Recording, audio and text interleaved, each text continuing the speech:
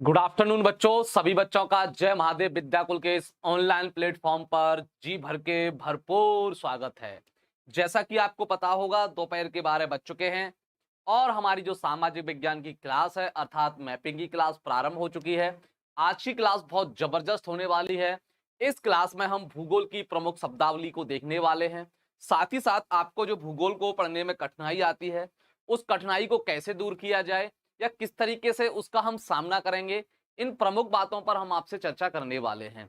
जल्दी से आप सभी लोग जुड़ जाइए। और आज की क्लास जो है वो भूगोल की जो शब्दावली होती है, जैसे कि द्वीप हो गया, महाद्वीप हो गया, प्रायद्वीप हो गया, सागर हो गया, महासागर हो गया या जल संधि हो गई, इसको कैसे परिभाषित करते हैं, कैसे समझते हैं, क्या होता है। क्योंकि आपको भी पता होगा ये शब्दों का भूगोल में बार बार उपयोग किया जाता है। तो बहुत सारे बच्चों ने हमसे डिमांड की थी कि सर जो शब्दावली है इसको हमें समझा दीजिए एक क्लास के जरिए से। तो हमने पूरा प्रयास किया है इस शब्दावली को समझाने का। तो आज की जो हमारी क्लास है उसी पर है और हम देखेंगे एक एक शब्दावली को बहुत ही बेहतरीन ढंग से देखेंगे। साथ ही साथ मैप के जरिए से समझने का प्रयास करेंगे, क्योंकि हम बार बार बोल चुके हैं भूगोल का दिल होता है मैप। अगर भूगोल को सही से पढ़ना है, समझना है, तो मैप का ज्ञान होना आवश्यक हो जाता है। इसलिए मैं आपसे बार बार बोलता हूं, मैप पर ज्यादा फोकस कीजिएगा। जितना हो सके एक दिन में मैप पर अपनी नजरें दौड़ाया करिए, ताकि आपके दिमाग में चीजें बिल्कुल फिट हो जाएंगी। आपको ज्यादा रट्टा मारने की आवश्यकता नहीं होगी। बहुत सारे बच्चे हमसे जुड़ चुके हैं। Neha Yadav, good afternoon sir. Anand Kumar, hello बेटा, hello. Manoj Kumar Chaurasia, good afternoon. बंस fan club, hello sir, good afternoon, good afternoon बेटा। बंस वासने भी हमसे जुड़ चुके हैं, गुड आफ्टरनून। मनोज कुमार चौरसिया बेटा, गुड आफ्टरनून, बिल्कुल गुड आफ्टरनून। सभी बच्चे वीडियो को लाइक करते रहें, सेशन को शेयर करते रहें। जो बच्चे अभी तक नहीं आ पाए हैं उनको बुला लीजिए कि बिल्कुल भूगोल की जो मैपिंग वाली क्लास है वो स्टार्ट हो चुकी है। इस सीरीज के जरिए से हम बहुत सारी ऐसी चीजों को देखेंगे जो हमारी जिंदगी भर काम आने वाली हैं। नाइन्थ में, टेंथ में, सभी लोगों के लिए है ये क्लास। चाहे वो बच्चा नाइन्थ का हो, चाहे टेंथ का हो, किसी भी क्लास का बच्चा हो, क्यों ना वो बीए का बच्चा हो, भूगोल है उसके पास तो वो इस क्लास को देख सकता है। उसको बेसिक बातें यहां पर सीखने को मिल जाएंगी। लवकुश जायसवाल, हाय, बिल्कुल। रूपा कुमारी, बिल्कुल बिल्कुल। सभी बच्चों का स्वागत है, जी भर के भरपूर स्वागत है। आप जल्दी से जल्दी आ जाइए। फिर मैं जो अपनी क्लास है इसको प्रारंभ करने जा रहा हूं। बहुत ही खूबसूरत क्लास होगी। आज के बाद जो आपकी जिंदगी में दुख देते हैं जो शब्द भूगोल में, जैसे कि द्वीप, महाद्वीप वगैरह वगैरह, आज के बाद आपकी जिंदगी में ये कभी दुख नहीं देंगे। इनको हम मंगल ग्रह पर पहुंचाने का काम करेंगे। Ashwini Yadav, good afternoon sir, बिल्कुल। गोल्डन बॉय आशीष वर्मा, हेलो बेटा, हेलो, बिल्कुल। जल्दी से आप सभी लोग जुड़ जाइए, फिर मैं अपनी क्लास आगे प्रारंभ करता हूं। मैं आपसे बार बार बोलता हूं, इस कक्षा का लाभ सभी लोग लें, चाहे वो नाइन्थ के हो, आठवीं का बच्चा क्यों ना हो। आठ में भी अगर पढ़ता है तो वो भी इस क्लास का लाभ ले सकता है। नाइन्थ में पढ़ता है, टेंथ में पढ़ता है, इलेवेंथ में, ट्वेल्थ में, या किसी कंपटीशन की तैयारी कर रहा है, वो भी इस क्लास को, इस सीरीज को ज्वाइन कर सकता है। उसे भी बहुत सारी चीजें यहाँ पर पता लग जाएंगी जो इससे पहले नहीं जानता था। Hema Bhatt, good afternoon sir, good afternoon. Kajal Tiwari sir, हाँ, काजल तिवारी, बिल्कुल बिल्कुल। टेक्निकल गेवर, आई एम राहुल कुमार, बिल्कुल बेटा। चलिए तो प्रारंभ करते हैं हम अपनी क्लास को और देखने का प्रयास करते हैं एक एक शब्दों का कि भूगोल में इसका मतलब क्या होता है। मैप के जरिए से समझने का प्रयास करेंगे। जल्दी से वीडियो को लाइक करते रहें ताकि मेरे अंदर एनर्जी आए, यानी कि जो मैं स्वस्थ हो रहा हूं जल्दी से स्वस्थ हो जाऊंगा अगर आप वीडियो को लाइक और सेशन को शेयर करते रहेंगे। क्योंकि मेरे अंदर कॉन्फिडेंस जागेगा, वह कॉन्फिडेंस ही मुझे स्वस्थ रखने का काम करेगा। जैसा कि आपको पता है मेरी तबीयत कुछ दिन से बिगड़ी हुई है। जल्दी से जल्दी वीडियो को लाइक कर दोगे तो मेरी जो तबीयत है वो एकदम से सही हो जाएगी और मैं अच्छे से पढ़ाने का काम करूंगा। इसी क्रम में हमारा सबसे पहला शब्द आता है द्वीप। कौन सा शब्द आता है? द्वीप। बहुत सारे बच्चों को कंफ्यूजन होती है द्वीप, महाद्वीप, प्रायद्वीप शब्दों में, क्योंकि मैं भूगोल में बार बार इन शब्दों का प्रयोग करता हूं तो बच्चे नहीं समझ पाते। तो मैंने सोचा क्यों ना एक क्लास रखूं ताकि बच्चों की मैं समस्या को ही जड़ से खत्म कर दूं, हमेशा के लिए समस्या को खत्म कर दिया जाए। क्या जाता है अपना, एक घंटे की क्लास में अगर बच्चे समझ पाते हैं तो बहुत अच्छी बात है। तो मैंने इस क्लास को रखा है और इस क्लास के जरिए से मैं आपको जो भूगोल में शब्द होते हैं उनको समझाने का प्रयास करूंगा। तो पहला शब्द है हमारा द्वीप। सर ये द्वीप क्या होता है, इसको जरा हमें समझाने का प्रयास करें। आज तक तो हम पढ़ते हुए आए हैं, अंडमान निकोबार द्वीप, ये वाला द्वीप, वो वाला द्वीप, लेकिन आज तक नहीं समझ पाए कि ये द्वीप होता क्या है। इसको समझने का प्रयास करते हैं। लाइक कमेंट कर दिया सर, बिल्कुल बिल्कुल हाँ, बिल्कुल बिल्कुल हाँ, आईपीएस भी हमसे जुड़ चुके हैं सर, कोटि कोटि प्रणाम। देख लो हमारी क्लास को आईपीएस तक देख रहे हैं, यानी कि कितनी महत्वपूर्ण क्लास है हमारी, आईपीएस तक हमारी क्लास को देखने के लिए आ रहे हैं। चलिए समझते हैं कि सर ये होता क्या है। चलिए, ऐसा स्थल खंड, ये तो गायब हो गया बच्चों, ऐसा स्थल खंड जो चारों ओर से जल से घिरा हुआ हो उसे द्वीप के नाम से जानते हैं। समझिए बेटा, इस शब्द को समझिए कि ये है क्या। ऐसा स्थल खंड जो चारों ओर से पानी से या जल से घिरा हुआ हो उसको हम द्वीप के नाम से जानते हैं। दोबारा से समझ लीजिए, ऐसा स्थल खंड समझते हो जहां पर ये जमीन है, हम लोग रहते हैं, पानी नहीं है। जहां पर पानी नहीं है तो हम बोलते हैं ऐसा स्थल खंड जो चारों ओर से जल से घिरा हुआ हो उसको हम द्वीप के नाम से जानते हैं। जरा मैं मैप बना के आपको समझा देता हूं कि सर ये क्या होता है। देखिए, मान के चलिए ये कोई क्या है, मान के चलिए ये कोई स्थल खंड है। समझना बेटा, अगर ये समझ गए तो भूगोल बहुत आसान हो जाएगा। मान के चलिए ये कोई स्थल खंड है, ये क्या है, कोई स्थल खंड, यहाँ पर हम सभी लोग रहते हैं। मान के चलिए ये छोटा सा है, जैसे कि यहाँ पर गाय भैंस सब लोग रहते हैं यहाँ पर। अब इसके जो चारों ओर है, क्या चारों ओर इसके क्या होना चाहिए बेटा, पानी होना चाहिए। क्या होना चाहिए, पानी होना चाहिए। ये स्थल खंड हो गया, क्या स्थल खंड हो गया ये, और ये इसके चारों ओर क्या हो गया मेरे लाल और लालियों, पानी, जल हो गया।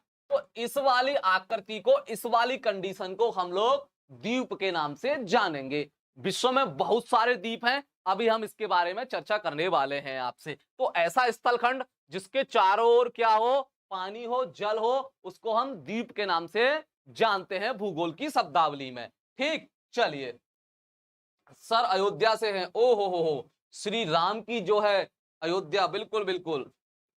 चलिए तो अब यहां पर देखते हैं सर, एक दो एग्जाम्पल दे दीजिए। भारत का अंडमान एंड निकोबार, भारत का अंडमान एंड निकोबार का तो आपने नाम सुना होगा, एक केंद्र शासित प्रदेश है। अंडमान और निकोबार क्या है, द्वीप है बेटा। क्यों द्वीप है, जरा देखिए मैप में। देखिए यहां पर आपको दिखाई दे रहा हो, यहां पर आपको दिखाई दे रहा हो, ये क्या है, ये क्या है, अंडमान एंड निकोबार। तो आप देखोगे ये जो स्थलाकृति है या स्थल मंडल है, इसके चारों ओर क्या है, पानी है। इसके चारों ओर क्या है, पानी भरा हुआ है। इसके चारों ओर क्या भरा हुआ है, पानी भरा हुआ है। ये जल से घिरे हुए हैं, अर्थात यहां पर भूमि है इतनी, और इस भूमि के चारों ओर क्या है, जल भरा हुआ है, पानी भरा हुआ है। इसलिए हम बोलते हैं अंडमान निकोबार द्वीप समूह। समूह क्यों बोला जाता है, क्योंकि कई द्वीपों से मिलकर बना है अंडमान एंड निकोबार। कई द्वीप से मिलकर जो बनता है उसको द्वीप समूह नाम से हम लोग जानते हैं। जैसे कि 10 द्वीप हो, 15 द्वीप हो, 20 हो, 50 हो, 100 हो, 80 हो, सॉरी, उसको बोलते हैं द्वीप समूह। तो ऐसे ही यहां पर देखने का प्रयास कीजिएगा। यहां पर हमारे अंडमान और निकोबार क्या है, ये ऐसी स्थलाकृति है जिसके चारों ओर बच्चों क्या है, जल भरा हुआ है, पानी भरा हुआ है। पहला उदाहरण तो मैंने आपको ये दे दिया।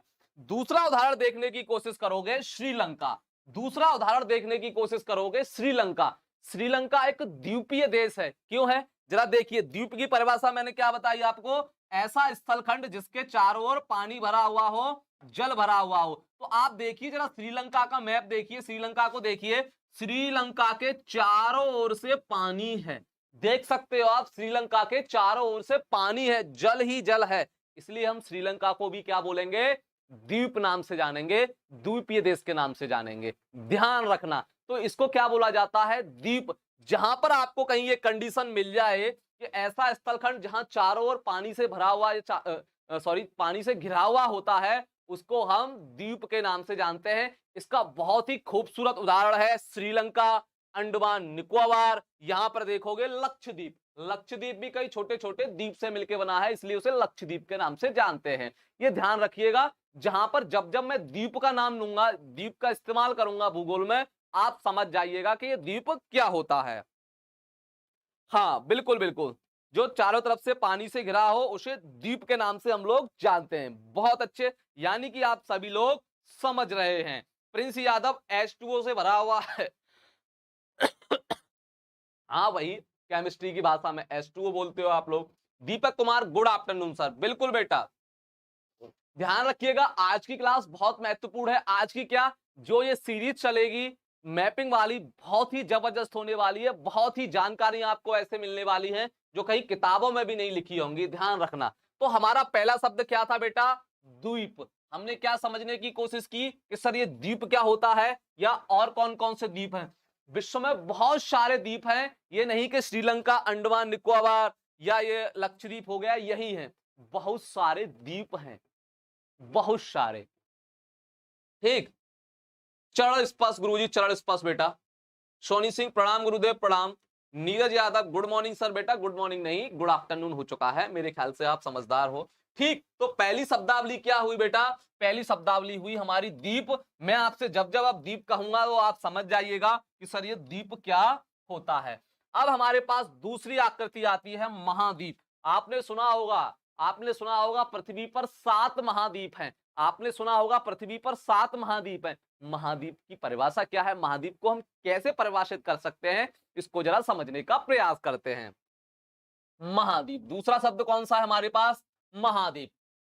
एक विस्तृत जमीन का फैलाव जो पृथ्वी पर समुद्र से अलग दिखाई देता है। यानी कि एक जमीन का फैलाव, बहुत बड़ा जमीन का फैलाव जो समुद्र से अलग दिखाई देता हुआ प्रतीत होता है, उसको हम लोग महाद्वीप के नाम से जानते हैं। जैसे आपको पता है एशिया महाद्वीप, अफ्रीका महाद्वीप, 7 महाद्वीप हैं हमारे। अगर आप ऐसे भी याद ना रख पाओ तो ऐसे याद रख लीजिएगा, जो द्वीप होता है बेटा, क्या द्वीप होता है, इसका बड़ा भाई होता है महाद्वीप। इसका बड़ा भाई होता है महाद्वीप। कैसे, जरा समझिएगा। अभी बड़ा भाई बोल सकते हैं महाद्वीप, क्योंकि द्वीप इतने ज्यादा बड़े नहीं होते, लेकिन महाद्वीप होगा वो ज्यादा बड़ा होगा। महाद्वीप होगा वो ज्यादा बड़ा होगा। जरा समझने का प्रयास कीजिएगा कैसे हम इसको समझ सकते हैं।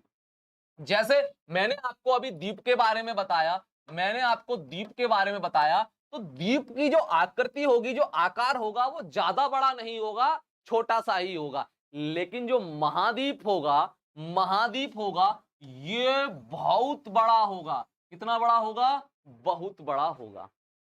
महाद्वीप क्या होगा, बहुत बड़ा होगा। इसके चारों ओर भी पानी होगा, इसके भी चारों ओर पानी होगा। ये क्या कह सकते हैं हम कि द्वीप का बड़ा भाई, द्वीप का बड़ा भाग ही क्या कहलाता है, महाद्वीप कहलाता है।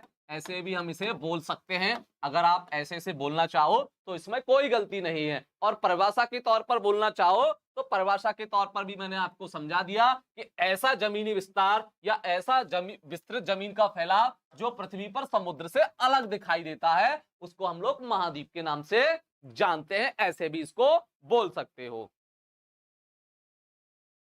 ठीक, तो मेरे ख्याल से आप लोग समझ रहे होंगे मैं क्या कहने की कोशिश कर रहा हूं। महाद्वीप, हाँ हाँ बिल्कुल बिल्कुल अश्विनी यादव, बहुत अच्छे, यानी सभी बच्चों के समझ में आया है। ठीक, जैसे कि एग्जांपल एशिया महाद्वीप, अफ्रीका महाद्वीप, कितने महाद्वीप हैं हमारे पास, 7 महाद्वीप हैं इस समय। ठीक, तो ये थोड़ा आप याद रख सकते हो। चलिए चित्र के माध्यम से देखेंगे कहां है, कैसी आकृति है इन महाद्वीप की। ये रहे, मेरे ख्याल से आज आपको सही तरीके से दिखाई दे रहा होगा। HD में है मैप, तो मेरे ख्याल से मुझे लगता है जहां तक आपको सही तरीके से आप लोग इसको देख पा रहे होंगे। ये है महाद्वीप हमारे, ये क्या है, महाद्वीप। कोई भी महाद्वीप देख लीजिए, मान के चलिए अफ्रीका महाद्वीप में देखता हूं, कौन सा, अफ्रीका महाद्वीप देखता हूं, तो मैंने अभी परिभाषा क्या बताई कि जो चारों ओर से जल से घिरा हुआ हो, अर्थात द्वीप का बड़ा भाई, द्वीप का बड़ा भाई महाद्वीप कहलाता है। नाम से ही आप समझ रहे हो, नाम से आप समझ पा रहे हो, महाद्वीप। कौन सा, महाद्वीप, यानी द्वीप का महा बड़ा भाग ही हम लोग महाद्वीप कह सकते हैं। अब देखिए, जैसे मैं अफ्रीका, तो अफ्रीका के चारों ओर बेटा ये क्या है, जल भरा हुआ है। क्या है, यहां देखोगे ये टोटली जल है। तो हम क्या कहेंगे कि सर, हाँ, ऐसा स्थलखंड जो चारों ओर से, ऐसा बड़ा स्थलखंड, ऐसे बोल सकते हैं, ऐसा बड़ा स्थलखंड जो चारों ओर से पानी से, समुद्र से घिरा हुआ हो, उसको हम लोग महाद्वीप के नाम से जानते हैं।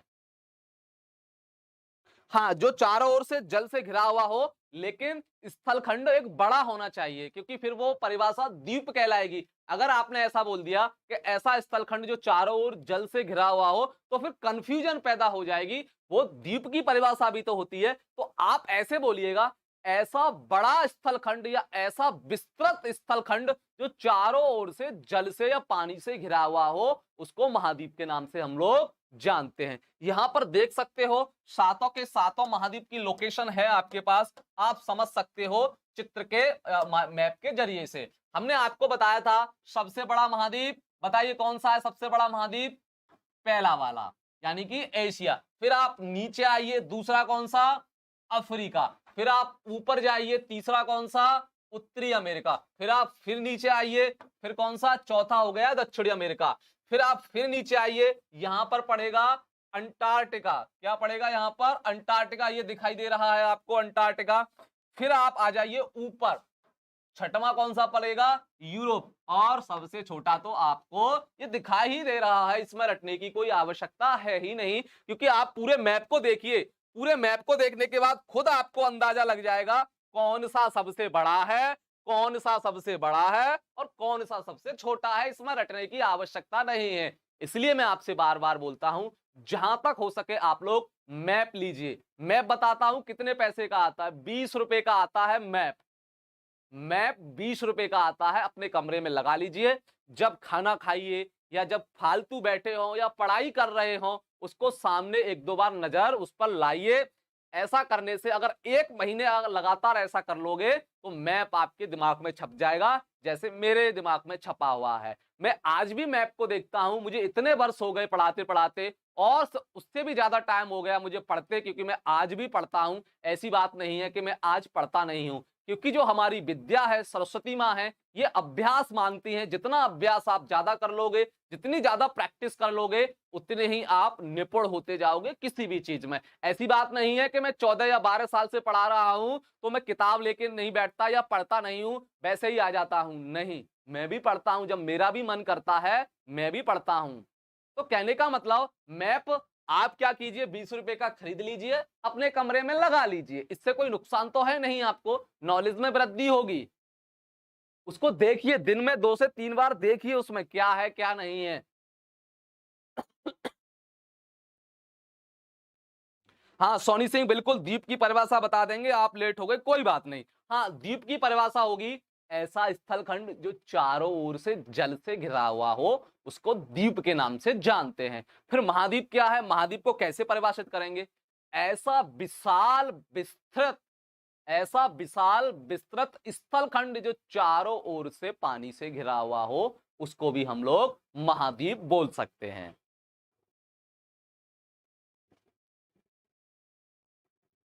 हाँ बिल्कुल सर, क्यूज दे दीजिए। काजल तिवारी, क्यूज आपको दे देंगे, क्यों परेशान हो? कौन सा आपका एग्जाम आ रहा है? क्या आपका एग्जाम कोई 2-4 दिन में है तो क्वेश्चन की प्रैक्टिस करनी है? अरे बेटा, पहले सब्जेक्ट को समझने का प्रयास कीजिए। अभी तो आप लोगों ने क्लास की शुरुआत की है, अभी बोर्ड परीक्षा में बैठने नहीं जा रहे हो। अभी तो आपकी शुरुआत है, अभी समझने का प्रयास कीजिए। प्रत्येक सब्जेक्ट को बारीकी से समझने का प्रयास कीजिए, ताकि आपसे ज्यादा बेटर इस सब्जेक्ट को या किसी सब्जेक्ट को और दूसरा विद्यार्थी ना समझ पाए। आपका कंपटीशन खुद अपने आप से है, ये ध्यान रखिए। आपका कंपटीशन अपने आप से है, किसी दूसरे से नहीं है। आप अपने अंदर जितनी सुधार लाते जाओगे, जितना सुधार लाते जाओगे, आपको कामयाबी की ओर लेता जाएगा।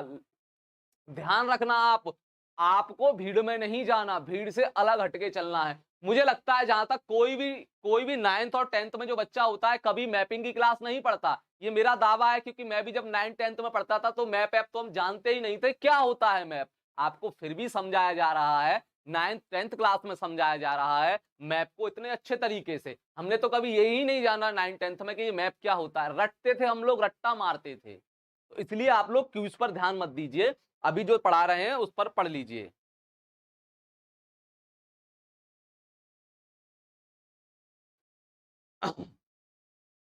चलिए, तो ये क्या है बेटा? हमारे सातों महाद्वीप का वितरण है। इसमें सबसे बड़ा है आपका एशिया, ये मैं आपको बता चुका हूं क्या है। एशिया ये बताऊंगा, कल की क्लास मेरी इसी पर होगी, महासागर और महाद्वीप पर। तो ये एशिया हमारा सबसे बड़ा आप मैप में भी देख लीजिए, आप मान के चलिए कभी भूल जाइएगा कौन सा बड़ा है कौन सा छोटा है, लेकिन आपको अगर ये मैप याद है या आपके सामने मैप आ गया गलती से, कैसे भी किसी ने थोड़े समय के लिए मैप दिखा दिया, आप समझ जाओगे सबसे बड़ा सबसे छोटा, क्योंकि आपको दिख गया, आकृति में दिख गया, रट्टा मारने की आवश्यकता नहीं है। तो ये शब्द हो गया बेटा हमारा महाद्वीप। ठीक, तो महाद्वीप आप समझोगे, पृथ्वी पर 7 महाद्वीप हैं, मेरे ख्याल से आपको अच्छे से समझ में आ गया होगा।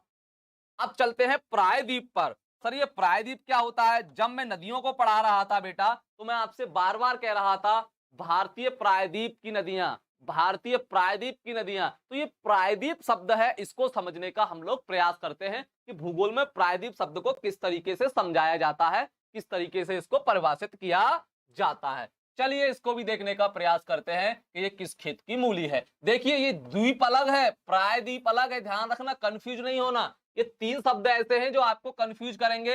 एक प्रायद्वीप हो गया, एक द्वीप हो गया, और ये एक महाद्वीप हो गया। ये आपको कंफ्यूज करेंगे, इसलिए मैं आपको समझा देता हूं सारी चीजों के बारे में, आपको कंफ्यूजन नहीं होनी चाहिए। हाँ सर मेरे पास मैप है, ऑलरेडी मैं रखा हूं। बिल्कुल बिल्कुल, मैप की प्रैक्टिस कीजिए, मैप की प्रैक्टिस कीजिए। हाँ भूमिका जलाल, बिल्कुल, एक पॉलिटिकल मैप होता है, एक फिजिकल मैप होता है। कितने अच्छे अच्छे जवाब आ रहे हैं बताइए, यानी कि आप लोग मेहनत कर रहे हो। चलिए आगे चलते हैं बच्चों, देखने का प्रयास करते हैं। ए आईपीएस, बेटा आईपीएस, सुधर जा बेटा आईपीएस। इतने बड़े पद पर बैठे हुए हो, मुझे कुछ बोलने में खुद शर्म आएगी। आईपीएस के पद पर हो और ऐसी गंदी गंदी बातें कर रहे हो, सुधर जाइए आईपीएस, सुधर जाइए, वरना मैं आपको सस्पेंड कर दूंगा, बर्खास्त भी कर सकता हूं, इतनी पावर रखता हूं मैं, ध्यान रखिएगा आईपीएस, ये बदतमीजी नहीं।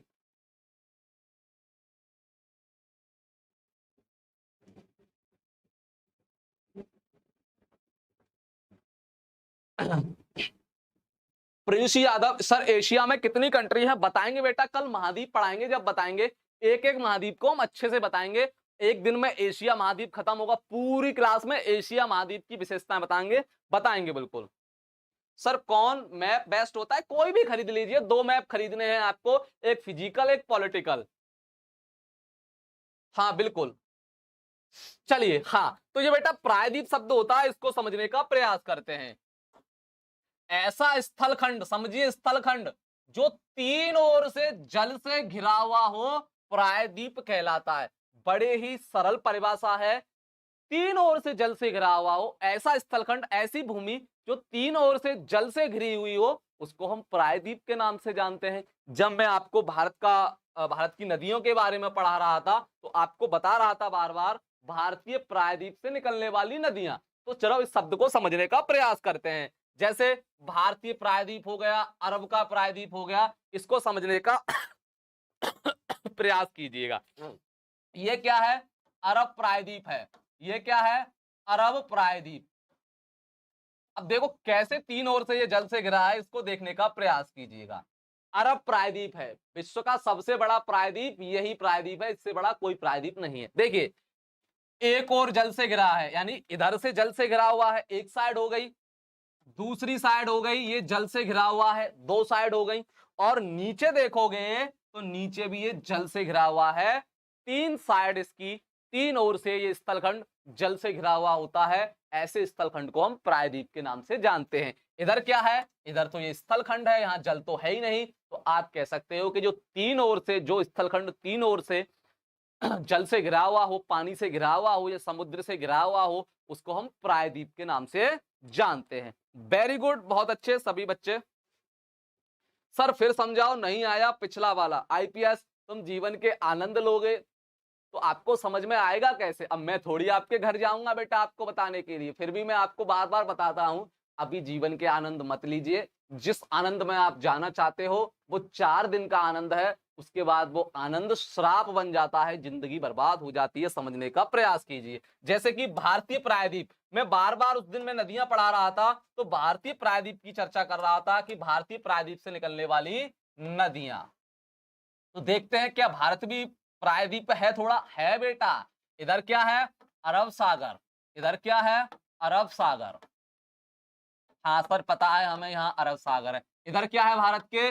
बंगाल की खाड़ी, ये भी पता है सर, बंगाल की खाड़ी। इधर क्या है नीचे? इधर है मन्नार की खाड़ी या बहुत सारी चीजें उसके नीचे, हिंद महासागर, मतलब इधर भी पानी है। लिख सकते हैं मन्नार की खाड़ी या हिंद महासागर। तो आप देखिएगा भारत का ये वाला जो हिस्सा है, इधर पड़ता है आपका गुजरात, ठीक है। ये वाला जो हिस्सा है पानी से घिरा हुआ है। क्या है? पानी से घिरा हुआ है पहली साइड। इधर वाला हिस्सा है ये भी पानी से घिरा हुआ है। और नीचे भी आप देखोगे जो श्रीलंका लटकी हुई है, नीचे भी क्या है? नीचे भी जल से या पानी से घिरा हुआ है। इसलिए भारत के इस हिस्से को बोला जाता है, इस हिस्से को बोला जाता है भारतीय प्रायद्वीप। क्या? भारतीय प्रायद्वीप। भारतीय प्रायद्वीप क्यों? क्योंकि ये भारत में स्थित है। प्रायद्वीप क्या है? इसकी कंडीशन क्या है कि ऐसा स्थलखंड जो तीन ओर से जल से घिरा हुआ हो। जहां पर यह स्थिति होगी उसका वही नाम दे देंगे। जैसे कि भारत में ऐसी स्थिति उत्पन्न होती है तो भारतीय प्रायद्वीप। और यदि किसी और देश में स्थिति उत्पन्न होती है, जैसे कि अरब है, अरब में ये स्थिति उत्पन्न हुई, तो इसको क्या बोल दिया हमने? इसको बोल दिया सर अरब प्रायद्वीप। इसको क्या बोल दिया? अरब प्रायद्वीप। अरब प्रायद्वीप मतलब जहां जहां होगी वहां पर इसको उसी देश के नाम पर या उसी जगह के नाम पर प्रायद्वीप शब्द जोड़ दिया जाता है। तो आप समझ चुके होंगे कि प्रायद्वीप क्या होता है।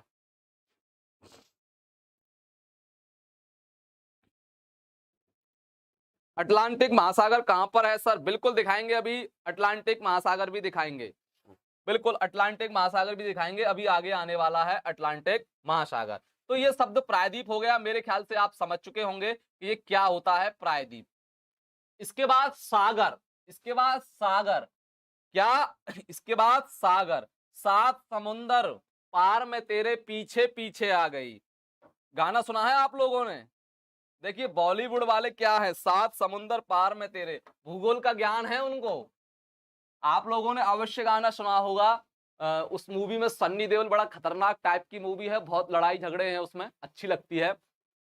उसमें एक गाना है, दिव्या भारती एक्ट्रेस है, हीरोइन है, और सन्नी देओल उसमें मेन हीरो है, और भी हीरो हैं। सात समुंदर पार में तेरे पीछे पीछे आ गई। तो एक दिन मैं पढ़ा रहा था, ऑफलाइन पढ़ा रहा था दिल्ली में, तो एक बच्चे ने मुझसे यही पूछ लिया कि सर ये जो गाना बना हुआ है कौन सा, कि सात समुंदर पार में तेरे पीछे पीछे आ गई। तो उसको कंफ्यूजन हो जाती थी, वो समुद्र को महासागर समझने लगता था। महासागर आप समझते हो। तो वो बोलता था कि सर महासागर तो हमारी पृथ्वी पर 5 हैं, लेकिन ये गाने में क्यों 7 समुंदर बोला जाता है? इसको हमने समझाइए, इसका रीजन क्या है? तो हमने कहा प्रश्न तो तुमने यार अच्छा पूछा, इसमें तो आपकी कोई गलती है नहीं, बड़ा ही रोचक प्रश्न है, लेकिन भूगोल से जुड़ा हुआ है, इसलिए हम आपको समझाने का प्रयास करेंगे। एक्चुअल में जो गाना है सात समुंदर पार में तेरे पीछे पीछे आ गई, वो एक्चुअल में सात सागर को बोला गया है। सागर को वहां पर समुद्र से रिलेट किया गया है। वरना अगर वहां पर महासागर शब्द जोड़ के देखिए तो आप खूब जानते हो सात महासागर तो है ही नहीं पृथ्वी पर, तो सात महासागर पार कैसे कर सकती है वो? इसलिए मैंने उसको समझाया बेटा वो समुद्र को जो यहाँ पर लिया गया है उसका मतलब सागर से है। उसका कहने का मतलब है कि सात सागर पार में तेरे पीछे पीछे आ गई, इसका ये मतलब है। तो सागर को हम लोग क्या बोलते हैं? समुद्र बोलते हैं। तो ध्यान रखना, बहुत सारे बच्चे कंफ्यूज रहते हैं, मैं भी शुरुआत में कंफ्यूज रहता था कि महासागर तो 5 है, लेकिन ये जो गाने में 7 क्यों बोला जाता है? तब मुझे समझ में आया कि वास्तव में रीजन क्या है। जन्नत तो यहाँ पर है, हम पता नहीं कहां पर घूम रहे हैं।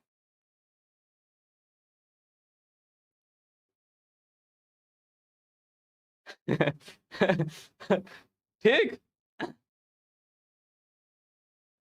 हाँ चलिए, हाँ विश्व आत्मा मूवी है, लो बच्चों ने तो मूवी का नाम भी बता दिया। बच्चों फिल्मों में भी फिजिक्स आती है, केमिस्ट्री आती है, भूगोल आता है, इतिहास आता है, अर्थशास्त्र आता है, सारे विषय आते हैं, लेकिन आपको समझ में आए तभी ना। ठीक, तो आप समझ चुके होंगे वो क्या है। चलिए समझने का प्रयास करते हैं। पृथ्वी, पृथ्वी पर स्थलों के समीप का वह भाग जल निकाय है जहां नदियां अपना जल खाली करती हैं, सागर कहलाता है।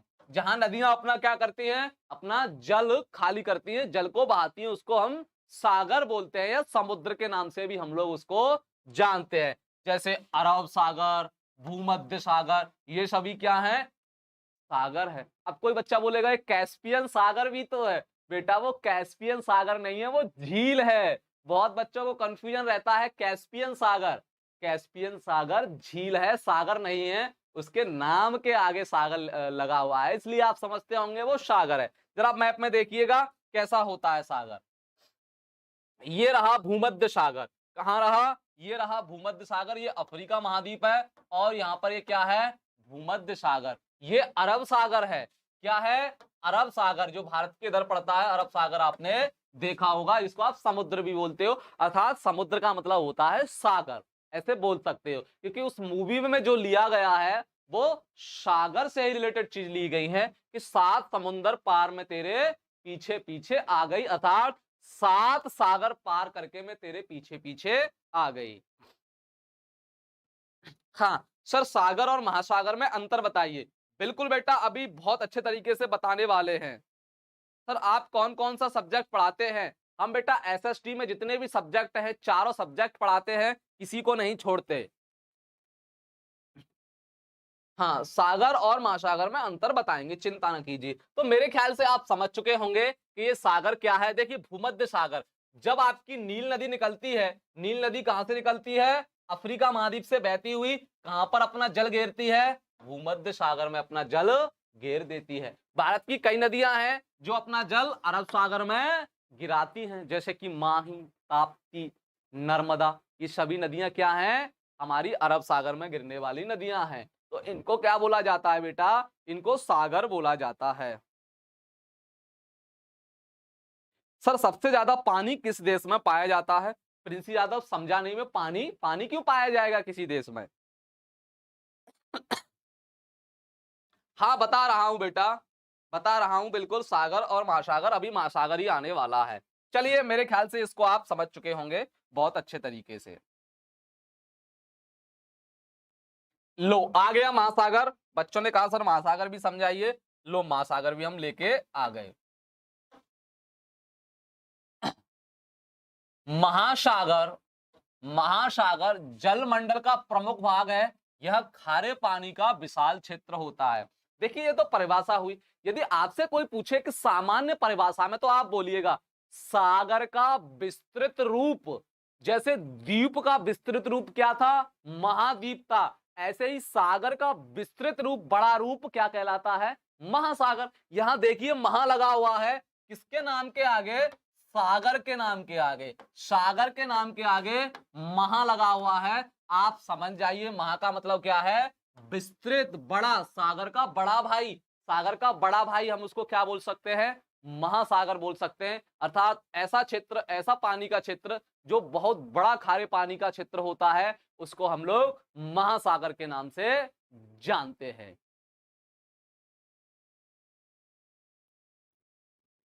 सर नदियां अपना जल कैसे छोड़ती हैं? कहने का मतलब नदियां अपना जल छोड़ती नहीं, जैसे अरब सागर में गिरती है। गिरने का मतलब क्या है? वो अपना जल बहा रही हैं। कहते हैं ना ये वाली नदी बंगाल की खाड़ी में गिरती है, गंगा नदी बंगाल की खाड़ी में जाकर गिर जाती है। गिर जाने का मतलब क्या है? गिर जाने का मतलब अपना पानी छोड़ती है। महासागर बोल सकते हैं सागर का बड़ा भाई। हाँ बिल्कुल होता ही है, बोल क्या सकते हैं, सागर का बड़ा भाई है महासागर। नाम से ही आप समझ रहे हो, उसको रखा ही इस तरीके से है, महासागर। जैसे कि द्वीप का बड़ा भाई महाद्वीप, ऐसे ही सागर का बड़ा भाई महासागर।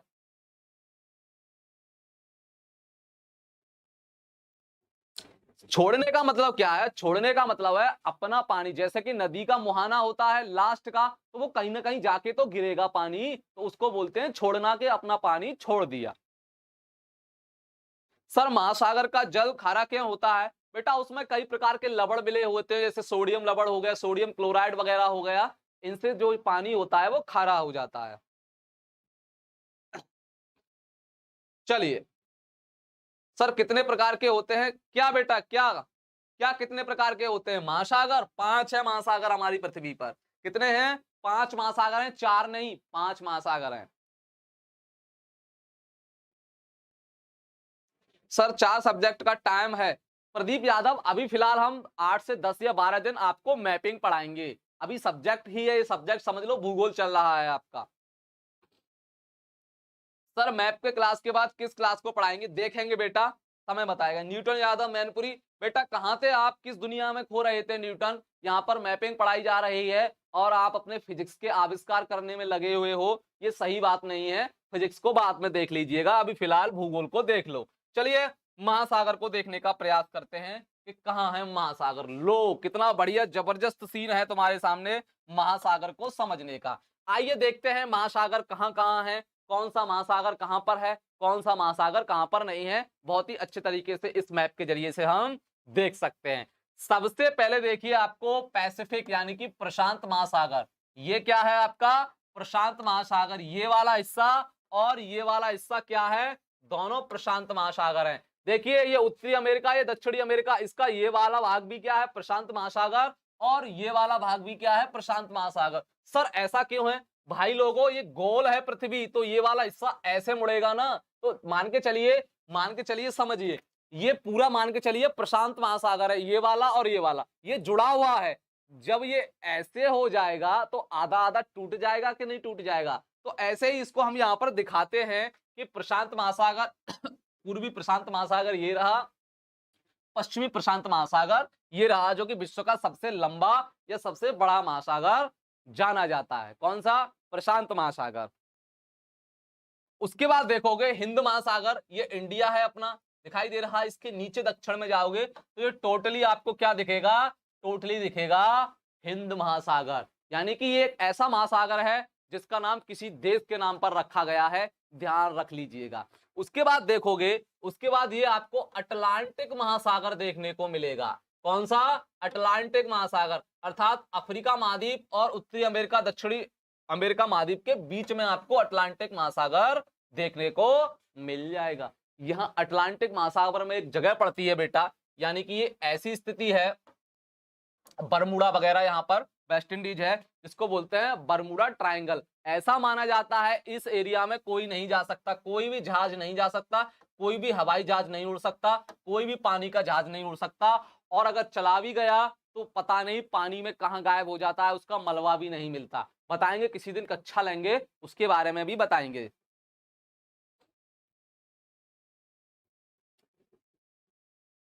ठीक, तो ये क्या हो गया आपका अटलांटिक महासागर, ये एस आकृति का है।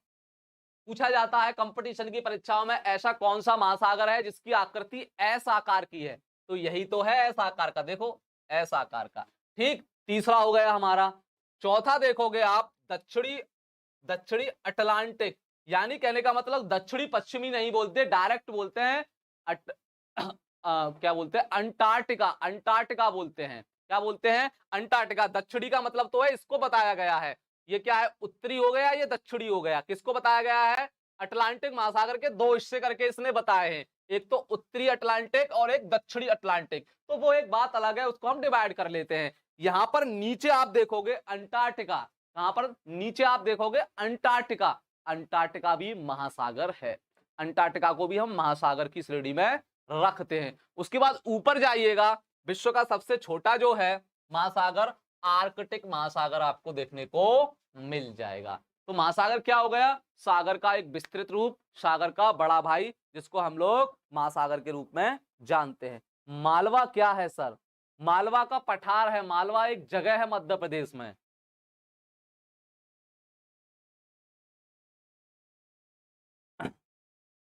सर कनाडा किस महासागर के करीब है? देख लीजिए, कनाडा यहां पर पड़ता है आपका, अभी दिखाता हूं। कनाडा, कनाडा क्या है? ये हमारा कौन सा महाद्वीप है? उत्तरी अमेरिका। उत्तरी अमेरिका का ये ऊपर वाली जो कंट्री है वो कनाडा ही है। तो आप देख सकते हो, इधर प्रशांत महासागर है, इधर अटलांटिक महासागर है, दोनों महासागरों के बीच में पड़ता है। सर अटलांटिक महासागर इतने ठंडे क्यों होते हैं? देखिए ऐसे हम जो ठंडा गर्म है वो जलवायु के आधार पर निर्धारित करते हैं, अक्षांशों के आधार पर निर्धारण किया जाता है। अक्षांश रेखाओं के बारे में अक्षांश रेखाओं के बारे में मैं आपको बता चुका हूं। अक्षांश रेखाओं से जलवायु का निर्धारण कैसे किया जाएगा। जो विषुवत रेखा होगी हमारी, जो विषुवत रेखा होगी हमारी, सुन लीजिए, विषुवत रेखा पृथ्वी को बीचा बीच से होकर काटती है, अर्थात इसको हम भूमध्य रेखा के नाम से जानते हैं।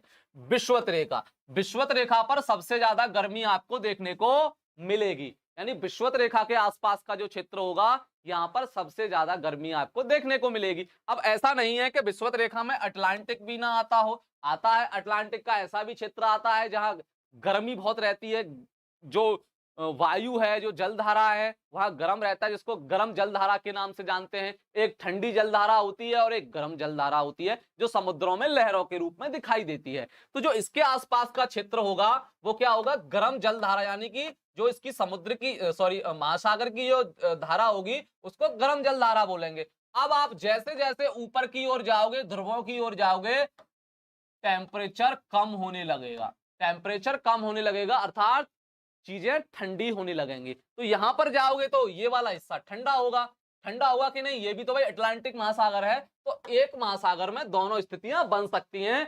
ठंडा भी मौसम देखने को मिल सकता है, अर्थात जिसको बोलते हैं हम लोग ठंडी जलधारा। जलधारा क्या होती है, समुद्र में लहरें आती हैं, क्या समुद्र में लहरें आती हैं, आपने देखा होगा।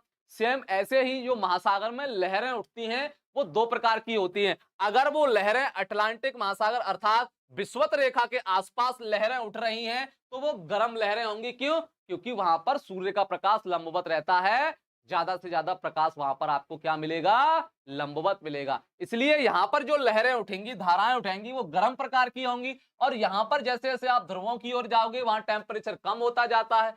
यहां महासागर में जो लहरें उठेंगी वो ठंडी लहरें होंगी। गल्फ स्ट्रीम का नाम सुना होगा आपने, गर्म जलधारा है एक वो। कर्क रेखा कहां से होकर गुजरती है, कर्क रेखा तो बेटा यहां पर 23.5 डिग्री है। क्या है, 23.5 डिग्री। अब यहां पर इसमें अच्छे तरीके से नहीं दिख सकती, उत्तरी गोलार्ध में 23.5 डिग्री, उत्तरी गोलार्ध में 23.5 डिग्री पर आपको कर्क रेखा देखने को मिल जाएगी। सर पृथ्वी के नीचे क्या है, पृथ्वी के नीचे बहुत कुछ है, पृथ्वी के गर्भ में बहुत कुछ है।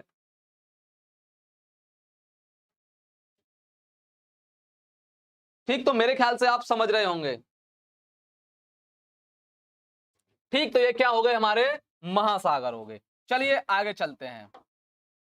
अब आती है जल संधि, इसको भी समझ लेते हैं। सर ये जल संधि क्या होती है, क्या काम है जल संधि का। पानी के ऐसे तंग मार्ग जो दो बड़े पानी समूह को जोड़ता हो, जिससे नौकाएं गुजरकर एक बड़े जलाशय से दूसरे बड़े जलाशय तक जा सके, जल संधि। इसका भौगोलिक आकार डमरू जैसा होता है, इसलिए इसे जल मरुस्थल नहीं, जल डमरू, जल डमरू, टाइपिस्ट ने गलत कर दिया है, जल डमरू, यानी जल संधि का दूसरा नाम क्या है, जल डमरू भी कहते हैं। यानी कि ऐसा कोई भाग दो जो समुद्र को जोड़ता हो या दो पानी के बड़े क्षेत्रों को जोड़ता हो, उसको हम लोग जल संधि या जल डमरू के नाम से जानते हैं। जैसे पाक जल संधि जो भारत एवं श्रीलंका को अलग करती है। जरा देखिए मैप में, क्या कीजिए, मैप में देख लीजिए, ये रही देखो, पानी के दो विस्तृत क्षेत्र हैं, एक ये वाला बंगाल की खाड़ी वाला और ये अरब सागर वाला। यहाँ पर मन्नार की खाड़ी भी है, यहाँ पर मन्नार की खाड़ी भी है। तो इन दोनों जो पानी के स्रोत हैं इसको जोड़ने का काम करेगा, अर्थात ये तंग क्षेत्र है, बिल्कुल नाव वगैरह इसमें होकर जा सकती है। इसको बोला जाता है जल संधि या जल डमरू। जैसे कि भारत और श्रीलंका, भारत और श्रीलंका के बीच में कौन सी जल संधि है, पाक जल संधि। अर्थात ऐसे भी बोल सकते हैं दो स्थल खंड को एक दूसरे से दूर ले जाने का काम करती है जल संधि। एक स्थल खंड हो गया हमारा श्रीलंका, एक स्थल खंड हो गया हमारा भारत, अर्थात दो स्थल खंडों को दूर करने का प्रयास करती है या दूर कर देती है, या दो स्थल खंडों के बीच में सीमा का निर्धारण कर देती है हमारी जल संधि, जिसको यहां पर पाक जल संधि के नाम से हम लोग जानते हैं। बहुत जल संधि है, मलक्का जल संधि, कौन सी, मलक्का जल संधि, इंडोनेशिया और मलेशिया के बीच में है। आपको कुक जल संधि, कुक जल संधि न्यूजीलैंड में देखने को मिलेगी। बहुत जल संधि ऑस्ट्रेलिया को तस्मानिया से अलग करती है। डेविस जल संधि, बहुत प्रकार की जल संधि आपको देखने को मिलेंगी, जो जब आप बड़ी कक्षाओं में जाओगे, बड़ी बड़ी परीक्षाओं की तैयारी करोगे, आपको वहां पर ये सब कुछ पढ़ना है। फिलहाल मैंने आपको जल संधि के बारे में बता दिया।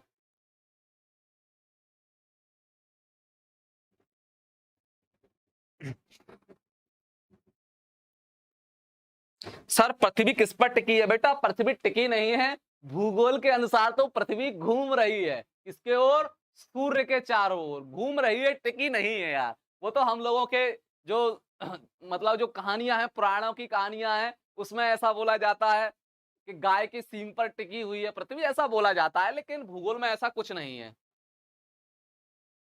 सर आप मुझे अच्छे लगते हो। अच्छा, चूना लगा रहे हो मुझे। तो मेरे ख्याल से जो आज की शब्दावली है, आप सभी लोगों को बहुत अच्छे तरीके से समझ में आ चुकी होगी। अब देखते हैं पर्वत और पहाड़ी, बहुत ही महत्वपूर्ण है। बच्चे पर्वत और पहाड़ी में अंतर नहीं समझते। चलिए जरा देखने का प्रयास करते हैं। पर्वत धरातल से सामान्यतः 1000 मीटर ऊंचे ऐसे भाग हैं जिनका ढाल तीव्र और शिखर संकुचित होता है। यानी पृथ्वी की जो सतह से 1000 मीटर, ध्यान रखना 1000 मीटर ऐसे भाग हैं जिनका ढाल तीव्र और शिखर संकुचित होता है, जबकि पर्वतों के लघु भाग को, जिनका क्षेत्रीय विस्तार कम और ऊंचाई 1000 मीटर से कम होती है, पहाड़ी कहते हैं। अर्थात ऐसे समझ सकते हो, जिनकी ऊंचाई 1000 मीटर या उससे अधिक है उसको पहाड़ बोला जाएगा, और जो छोटे हैं जिनकी ऊंचाई 1000 मीटर से कम है उनको हम पहाड़ी के नाम से जानते हैं। नीलगिरी की पहाड़ियां सुना होगा आपने।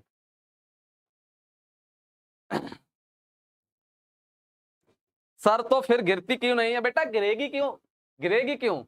बैलेंस बना हुआ है, गुरुत्वाकर्षण बल नहीं पढ़ा आपने? अरे मेरे लाल और लालियो, जरा फिजिक्स में आइए। ये न्यूटन साहब है यहाँ पर जो पढ़ रहे हैं, इन्होंने नियम दिया था बेटा। कौन सा? गुरुत्वाकर्षण का। देखिए कैसे नहीं गिरती। ये सूर्य है आपका, और सारे ग्रह इसके चारों ओर चक्कर लगा रहे हैं। ये पृथ्वी हो गई, तो पृथ्वी इसके चारों ओर क्या कर रही है? चक्कर लगा रही है। ये इसलिए नहीं गिरती क्योंकि इनके बीच में गुरुत्वाकर्षण बल इसको बैलेंस रखता है, गिर नहीं सकता। गिर नहीं सकता, गुरुत्वाकर्षण बल है जो उसको बांधे रखता है।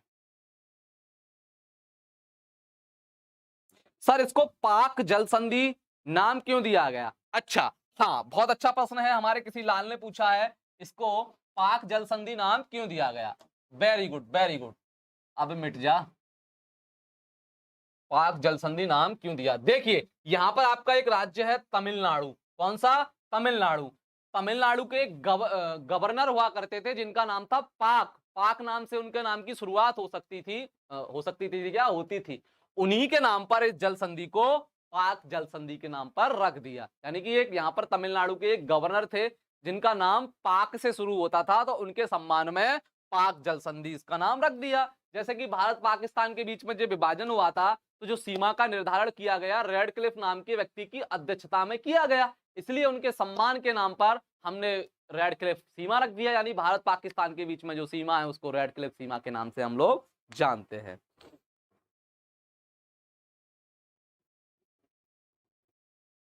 हाँ, न्यूटन यादव, गुरुत्वाकर्षण ये आपका कंसेप्ट है, आपने ही खोजा है, आप ही जानो इसके बारे में। परंतु पृथ्वी का मार्ग गोल नहीं है। मनोज कुमार चौरसिया, किसने कहा पृथ्वी का मार्ग गोल है? मैंने तो कहा नहीं। मैंने तो कहा नहीं पृथ्वी दीर्घ वृत्ताकार कक्षाओं में घूमती है। मैंने तो कहा नहीं कि पृथ्वी का मार्ग गोल है। मैं तो एक डायग्राम के जरिए से बता रहा हूं। पृथ्वी दीर्घ वृत्ताकार कक्षाओं में घूमती है। ये सूर्य है, सूर्य, ये पृथ्वी है। पृथ्वी दीर्घ वृत्ताकार कक्षाओं में घूमती है। पृथ्वी दीर्घ वृत्ताकार कक्षाओं में घूमती है। ये किसने बताया था? कैपलर ने। जब आप 11 12th में फिजिक्स पढ़ोगे तो कैपलर के नियम आपको पढ़ने हैं। कैपलर के 3 नियम हैं। कैपलर के 3 नियम हैं जिनको बोला जाता है ग्रह के गति से संबंधित कैपलर के नियम। तो कैपलर ने बताया था कि जो हमारी पृथ्वी है वो सूर्य के चारों ओर दीर्घ वृत्ताकार कक्षाओं में घूमती है। गोलाकार तो मैंने कहा ही नहीं।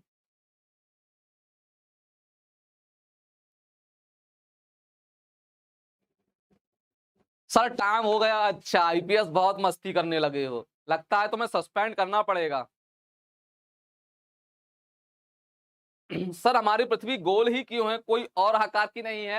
वैसे एक्चुअल में गोल नहीं है, इसकी आकृति है भू-आब जैसी। गोल नहीं है, प्योर गोल नहीं है, हम मान के चलते हैं गोल है। भू-आब जानते हो? भू-आब, जियोड जिसको इंग्लिश में बोला जाता है। हमारे पृथ्वी की आकृति है भू-आब।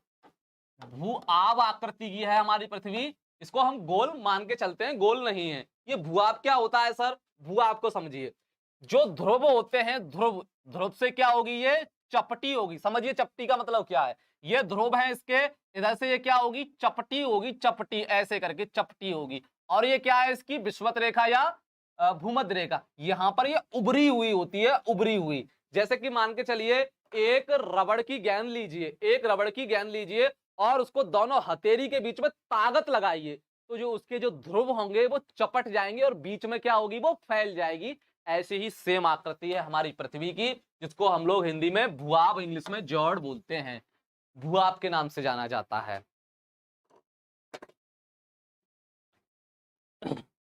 19 सितंबर 1960 को भारत और पाकिस्तान के बीच जल संधि का समझौता हुआ था। हाँ, सिंधु जल समझौता, सिंधु जल समझौता बोलते हैं जिसको।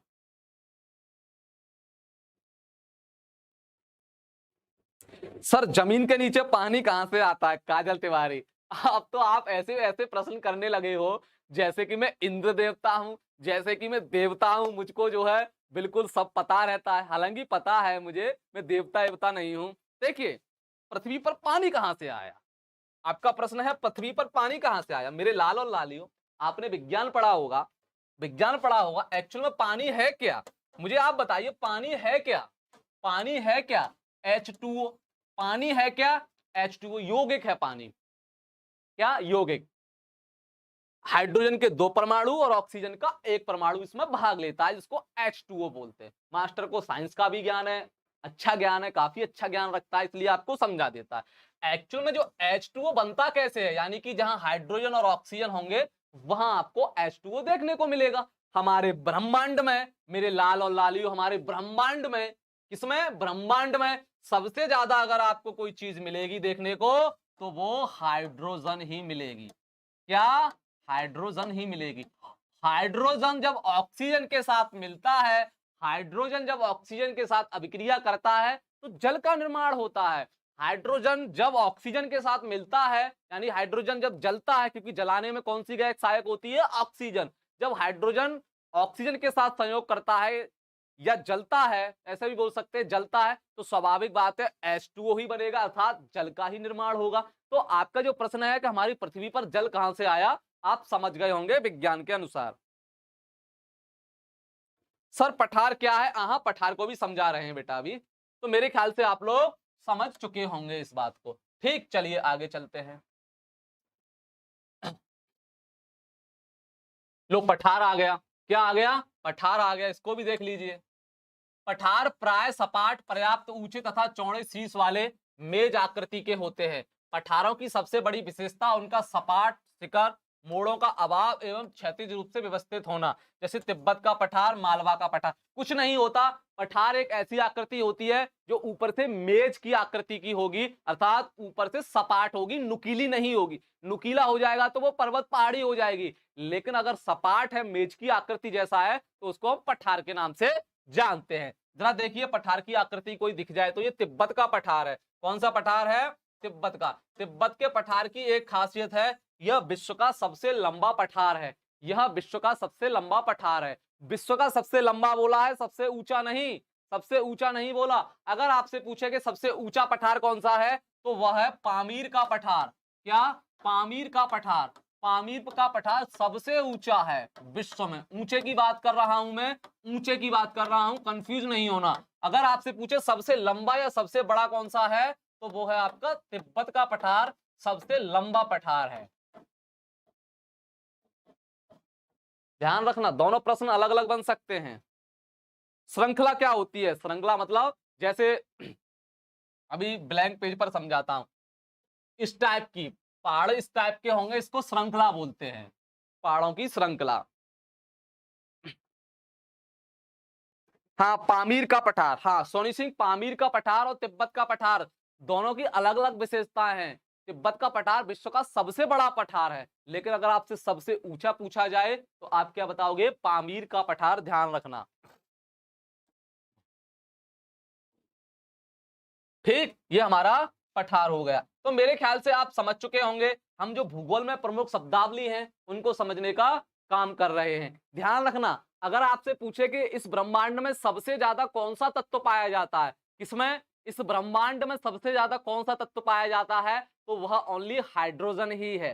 सबसे ज्यादा हाइड्रोजन आपको देखने को मिल जाएगा। यदि आपसे यह पूछे कि पृथ्वी पर सबसे ज्यादा कौन सा तत्व पाया जाता है, पृथ्वी पर सबसे ज्यादा कौन सा तत्व पाया जाता है, तब आप बोलोगे कि सर ऑक्सीजन पाई जाती है। क्या? ऑक्सीजन। लेकिन ब्रह्मांड में, ब्रह्मांड जो कुछ भी देख रहे हो, मंदाकिनी, ये सबको लगा के ये ब्रह्मांड है, उसमें सबसे ज्यादा तत्व आपका हाइड्रोजन है। और यदि ओनली पृथ्वी ग्रह के बारे में पूछे तो आप बोलिएगा ऑक्सीजन। और यदि आपसे यह पूछे कि मानव के शरीर में सबसे ज्यादा तत्व कौन सा होता है, सबसे ज्यादा मात्रा में तत्व कौन सा होता है, तब भी आप बोलोगे ऑक्सीजन। हमारे शरीर में सबसे ज्यादा सभी तत्वों में ऑक्सीजन रहती है, ये ध्यान रख लीजिएगा। पामीर का पठार कहां स्थित है? मध्य एशिया में पड़ता है पामीर का पठार। हाँ, तो ये प्रश्न साइंस के प्रश्न है, जरा थोड़ा मैं, मुझे जो है सीमाओं का उल्लंघन करना पड़ता है, साइंस में घुसना पड़ता है। जैसे किसी बच्चे ने पूछ लिया तो अब मुझे आना पड़ा, अपनी तरफ से मैं साइंस में नहीं जाता। तो मेरे ख्याल से आप समझ रहे होंगे, जिस बच्चे का डाउट था कि सर पृथ्वी पर पानी कैसे आया, तो पानी एक्चुअल में है क्या? जल एक्चुअल में क्या है? H2, हाइड्रोजन ऑक्सीजन का क्या है? संयोग है। हम जानते हैं कि हमारे ब्रह्मांड में सबसे ज्यादा तो हाइड्रोजन ही है। हाइड्रोजन जलती है ऑक्सीजन के साथ संपर्क में आने पर, तो जल का निर्माण ही होता है, तो इसलिए पृथ्वी पर जल आ गया। हाँ बिल्कुल बिल्कुल। आईपीएस सर समझ में कम आ रहा है, जाने क्यों? जाने क्यों लोग प्यार करते हैं, आप उसी मदहोश जिंदगी में जी रहे हो, इसलिए आपको समझ में नहीं आ रहा, वरना सब बच्चों को समझ में आ रहा है। आज मैं आपको एक इंटरेस्टिंग बात बता के जा रहा हूं, जो आप कभी नहीं सुनोगे किसी के मुंह से। मैं आपको एक ऐसी इंटरेस्टिंग बात बता के जा रहा हूं जो शायद ही आपको कहीं से और से पता लगेगी। वो बात क्या है? मेरा प्रश्न आपसे यह है, पहले ऑक्सीजन आई, पहले ऑक्सीजन आई, क्योंकि आप जानते हो ऑक्सीजन प्राणदायक गैस है, इसके बगैर जीवन संभव नहीं है, ऐसा आप जानते हो, सांस नहीं ले पाएंगे। या पहले जीवन प्रारंभ हुआ? बताइए, पहले ऑक्सीजन पैदा हुई, तब हम सब लोगों का निर्माण हुआ, कि पहले जीवन पैदा हुआ उसके बाद ऑक्सीजन आई? मेरा आपसे प्रश्न है।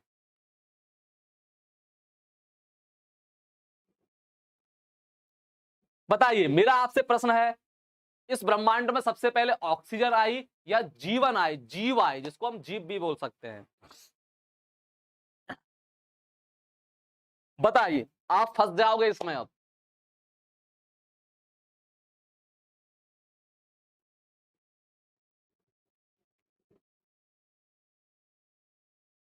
ऑक्सीजन, ऑक्सीजन, अच्छा।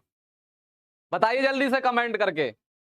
मुझे पता था आप सभी लोग, बेटा ये एक ऐसा प्रश्न है, इसमें अच्छे अच्छे चौंक जाते हैं। जिस इंसान को बारीकी का ज्ञान होगा, बारीकी, अच्छे से साइंस पढ़ी होगी उसने, डीपली नॉलेज में पढ़ा होगा, वही इसका आंसर बता सकता है, ध्यान रखना। देख लो, मुझे पता है आप सभी लोग, आप क्या बहुत बड़े बड़े विद्वान इसमें फंस जाते हैं, वही यही बोलते हैं कि ऑक्सीजन आई।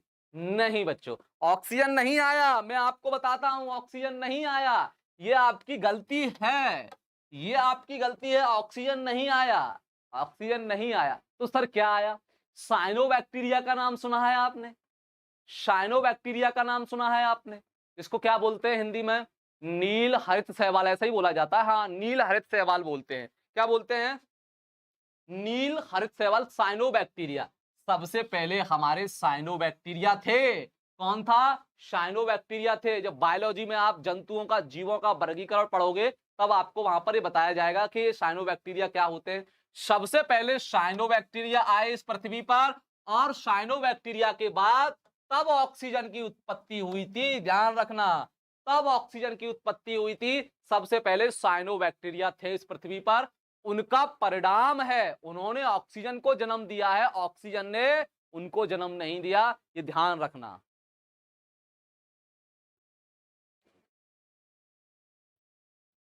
नहीं, यही तो प्रश्न है बेटा, मैं क्या कह रहा हूं, बहुत ही डीपली प्रश्न है ये। पहले साइनोबैक्टीरिया थे, साइनोबैक्टीरिया, साइनोबैक्टीरिया। साइनोबैक्टीरिया ने उत्पन्न किया है ऑक्सीजन को, ध्यान रखना, साइनोबैक्टीरिया ने उत्पन्न किया है, ना कि ऑक्सीजन ने साइनोबैक्टीरिया को उत्पन्न किया, ये ध्यान रखना हमेशा। हाँ, साइनोबैक्टीरिया, नील हरित शैवाल जिसको हिंदी में ऐसे ही बोला जाता है। हाँ, नील हरित शैवाल।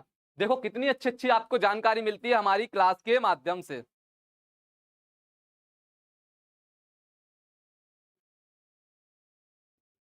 सोनी सिंह, ये संभव है, आप जब पढ़ोगे अच्छे से तब। अब समय हो रहा है, वरना इसका जो हम एक्सप्लेन करते, बहुत समय लगेगा इसको समझाने में। ये विज्ञान का मैटर है, हालांकि कोई बात नहीं, हमने समझा दिया। हमें लगा कि बच्चों को जानकारी देनी चाहिए, तो हमने बच्चों को जानकारी दे डाली जल्दी से। तो चलिए बच्चों, आज की जो क्लास है लगभग वो हमारी यहाँ पर समाप्त हो रही है। कमेंट करके बताइए, आप सभी बच्चों को जो 1 घंटा हमने लिया आपका, कितना अच्छा लगा पढ़ने में, कितनी नई बातें आपको सीखने को मिली, जल्दी से कमेंट करके बताइए। या ये आपको क्लास कितनी अच्छी लगी, कमेंट करके बताइए।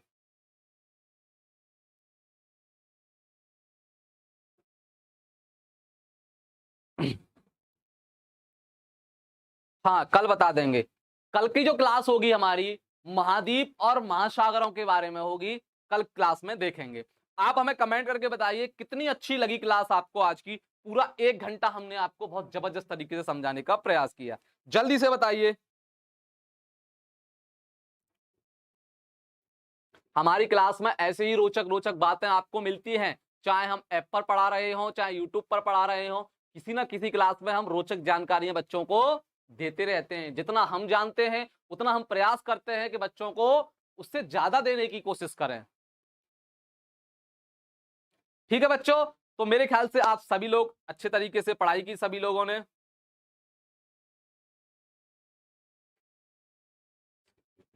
हाँ, यानी सभी बच्चों को ये क्लास अच्छी लगी। डेली इससे अच्छी क्लासें होती रहेंगी। आप यदि जुड़ते रहोगे हमसे, हमारे विद्याकुल चैनल से, तो आपको बहुत सारी चीज़ें अच्छी-अच्छी मिलती रहेंगी। चलिए बच्चों, मिलते हैं आपसे अगली क्लास में। जब तक के लिए टाटा, बाय-बाय, गुड बाय।